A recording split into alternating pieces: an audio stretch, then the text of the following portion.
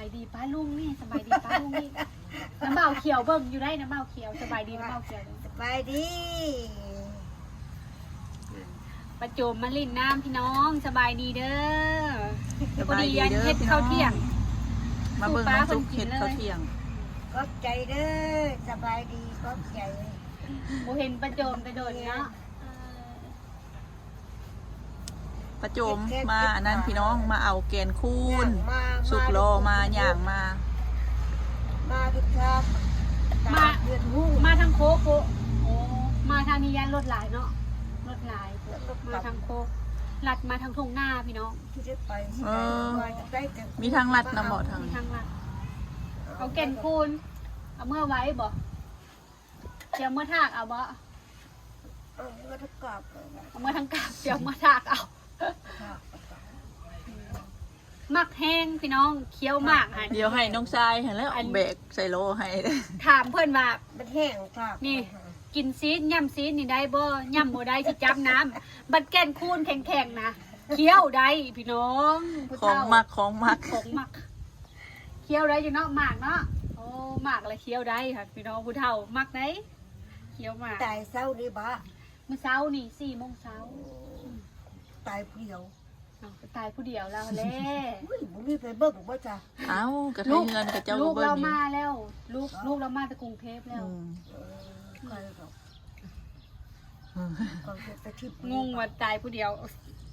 เขาเอาไปมือบ่ทุก มื้อนี้วันบ่ได้มื้อนี้เนาะ มีวัดเสาร์ได้ ยันเขาก็งั้นก่อนบ่2-3 คืนพุ่นละวะหากระเสียมื้อเช้านี่ผู้เฒ่าเสียเนาะ เดี๋ยวถ้าถามมึงแม่ก่อนแม่ยังพันมา แม่ว่ากำลังไปอันทางเงินดีแม่ว่ามาผู้ใดจะงัวเพิ่นน่ะ อืม เสียปงศพหรือว่าส่งสการนำมื้อใดเพราะว่าเสียมื้อเช้านี้เนาะเพิ่นก็เฒ่าอายุ70ปลายแล้ว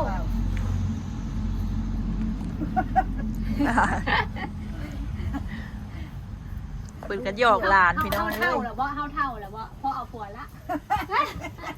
ว่าหัว หัวแล้ว ว่าจะบอกให้เขาเอาผัวบ่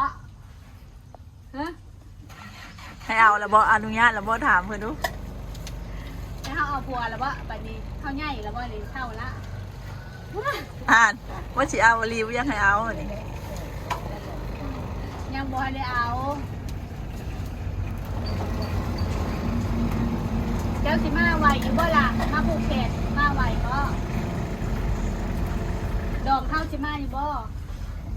ฮะสิย่างมาไหวอยู่บ่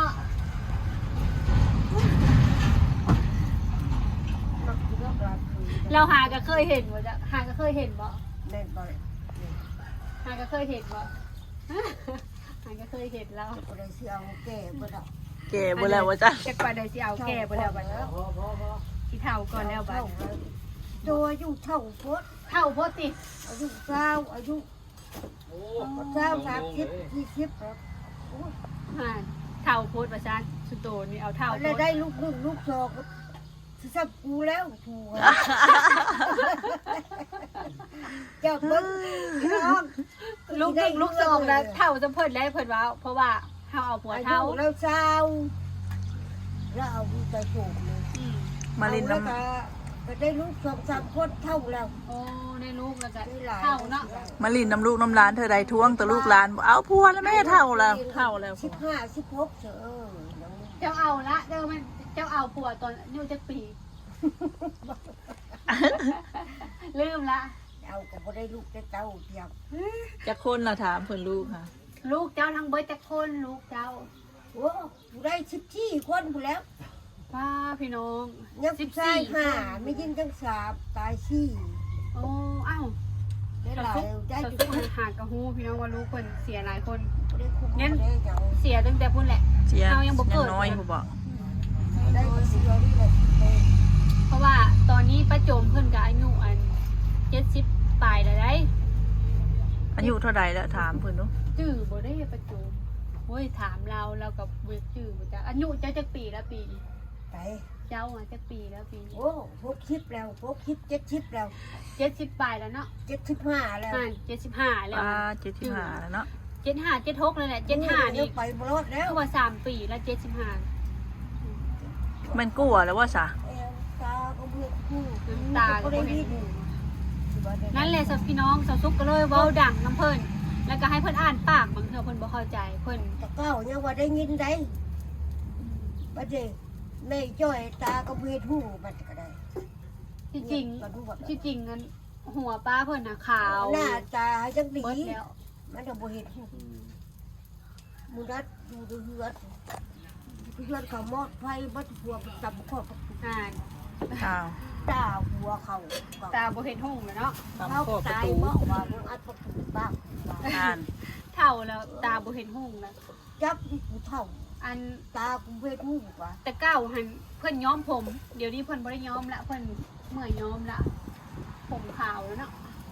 คานย้อมแล้วเนาะ เฒ่าแล้ว ก็โตดิมันจังดูมันก็ผี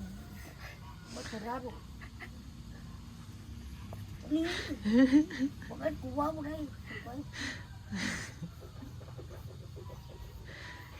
ดนบ่ได้เห็นกันกับป้าพี่น้องเลย นี่เรา ให้เพิ่นระบายเนี่ย เพิ่นมักล่มได้เพิ่นมัก เพิ่น ล่ ระ ม บาย มัก เนี่ย เว้าระบายตามภาษาเพิ่นเฮาบ่ได้ถือซาเพิ่น เขามาไปแม่หาผัวให้เด้อว่ะไปได้จะเอาผัวเขาว่าอยู่ว่ายังบ่พี่ไปเผาไฟตายไปก็ได้ อีหยังจังเว้าไปฮอดเรื่องสิได้ เครียดใช่เลย ห ดิ มุน ว่า หมอนหมอนฮะ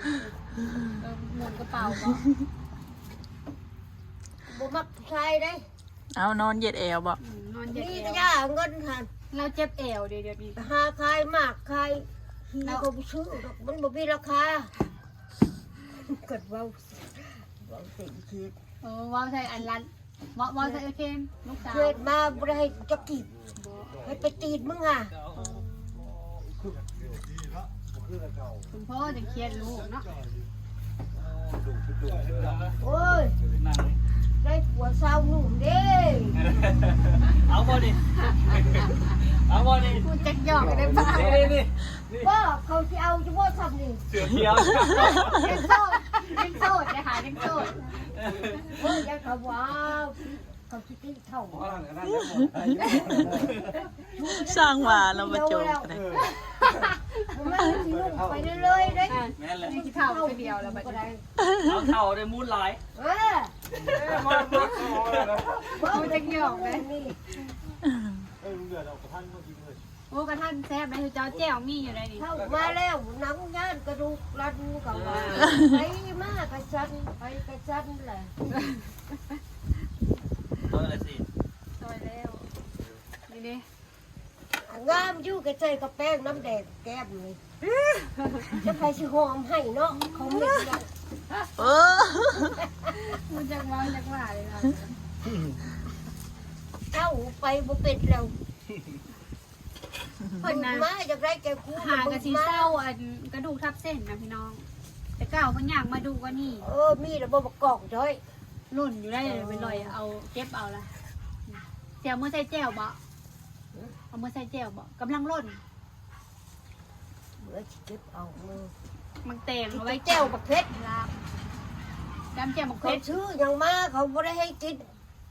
เขาสั่งเครือกับสั่งแม่เช่นกับสั่งแม่เดี๋ยวนี้จะให้บักเชือดีจากเลือดกูไว้มันหนีลูกกูมันไม่หนีไปใช้เลือดอืดมันก็บอกไปบอกไม่เลือดแม่มัน อ่า มันคือจะมันไปมันคือจะมันไปหาการ ได้กบบ่ ตัวนึงสักกระพ้าแล้วหนึ่งน้อยเด็กปลาโชกโตติดเจ้าเลย ลูกชายล่าประโจมนะอายุซ้ำหนุ่มน้อยนี่เลยเนาะ เฮ็ดคนดีได้ ประโจม75ลูกชายล่าผัดลูกชายล่าผัดอายุ23 24แสดงว่าป้าเพิ่นมีลู เอา ก ผัวทหารนี่ดีกว่าเนาะ อายุ ชีวิต เท่า เนาะ เนาะ ยังหมดแล้วยัง เถิดเอาผัวทหารจะใกล้อยู่ผัวทหารจะทำเอา โยนเร็วแล้วโยนเร็วนี้แล้ว ว่าถึงมีเงินเดือนได้เบาทหารน้อยทหารอายุ15 16ปี กูเราเป็นพัด5-60แล้ว 70 เขา แล้ว เอาดอกเท่าแล้วเขาบ่มัก อันนี้น้ำต้ม เอาเท่าไหร่ทุกกระไดผัวหัน อ่า จะกินชีสน้ำ ได้ นี่ กินซีดล่ะย่ำได้อยู่บ่ล่ะ ปีได้สิเอาสู้ไปหยังกระดักกระโดดแท้ เท่าแล้วเนาะ เบ้ยสิหน้าปีฮือแฮงบ่ไปตาเบิกแล้ว แนวนี้ตลอด บ่เป็นมองได้ มาเจอหลานแล้วเว้าเดี๋ยวนี้ตลอดเห็นบ่ เว้าตั้งแต่จักปีหลังแล้วเว้าตลอด ว่าสิมาถามแม่ตัวสิเมื่อบ่บาดบ่ เมื่อบ้านประทาฮะได้บ่ได้เมื่อรถ เมื่อบ่ รถมันอยากเพแปลงรถรถบ่เพพุ่นยันรถมันเพน้ำทางแปลงรถคักๆก่อน สิเมื่อก็ไปบอก สิเมื่ออีกบ่จ้ะเจ้าสิเมื่ออีกบ่จ้ะปีนี้ยังเมื่ออีกบ่นั่งรถไหวบ่บ่เจ็บหลังเจ็บแอวบ่โตนคุมมา ค่าคอเงินแล้วผู้บ่าวก่อน บ่ได้ค่ารถวะ เขาเอาให้10พัดเช้าพัดเก่าพัดเป็นล้านเก่าดอก ไม่ควรจะมาค้าง จะเมื่อบาดป่ะเมื่อหาโคเข้า